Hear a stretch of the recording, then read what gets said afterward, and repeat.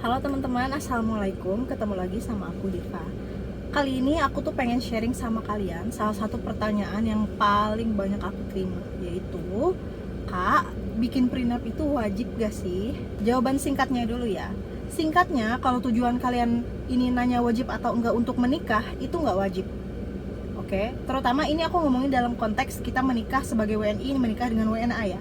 Untuk menikahnya aja supaya kalian bisa jadi status suami istri itu tidak wajib punya prenup.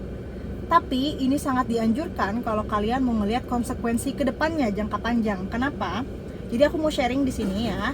Terutama ini tuh dari informasi notaris aku waktu itu. Kenapa penting untuk buat prenup buat kita yang mau nikah sama WNA? Jadi gini teman-teman, sebelumnya kita harus tahu, di Indonesia itu hukumnya ketika menikah laki-laki dan perempuan menjadi suami dan istri, itu di Indonesia hukumnya harta kekayaan kita itu menjadi harta kekayaan bersama, oke? Makanya kalau teman-teman pernah dengar ketika ada orang yang cerai itu kan itu yang jadi salah satu jadi permasalahan tuh harta gono gini, harta bersama gimana pembagiannya. Karena memang di negara kita di hukumnya itu menjadi harta bersama. Jadi kalau kita buat prenup itu pastinya ini perjanjian sebelum menikah. Prenup itu sebenarnya nggak harus sebelum menikah doang sih. Setelah menikah juga setahu aku boleh dibikin. Tapi kalian bisa pastiin ke notaris kalian. Kenapa? Karena bikin prenup ini di notaris ya. Jadi dengan membuat prenup atau perjanjian pranikah itu kalian bisa memisahkan harta. Jadi walaupun kalian menikah, kalian tidak punya harta bersama. Ya udah, harta yang memang atas nama kalian ya punya kalian. Kenapa penting buat kita yang mau nikah dengan WNA? Jadi gini, katakan kita udah menikah ya teman-teman. Terus kita mau beli rumah, properti atau tanah apapun itu di Indonesia. Yang teman-teman perlu tahu, WNA itu tidak punya hak memiliki properti di Indonesia. Oke? Jadi terus kita misalkan gini, loh tapi kan aku kan WNI. Iya. Nah tapi masalahnya kalau kalian nggak bikin prenup, ini jadi ambigu.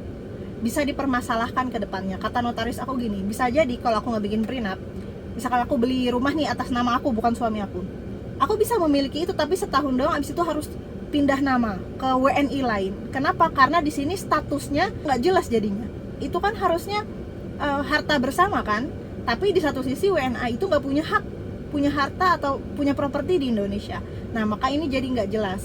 Dengan punya prenup ini teman-teman, kita sebagai WNI kita melindungi hak kita, hak memiliki properti, hak memiliki dan membeli tanah, rumah segala macam. Itu akan memudahkan kita dan suami kita ke depannya gitu kan. Katakan ke depannya setelah menikah mau beli rumah, yang nggak ada masalah, kita bisa beli atas nama kita karena kita WNI, kita punya hak.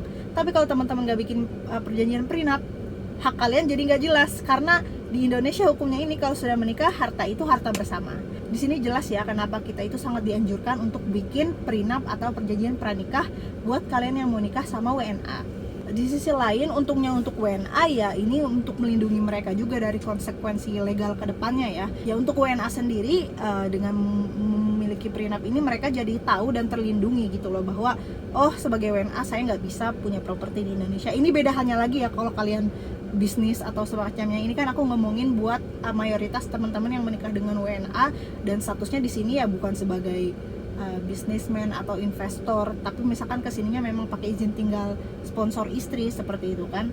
Selain itu kelebihannya kalau kedepannya ada perceraian itu akan memudahkan pembagian harta karena memang sudah punya perjanjian pranikah kan.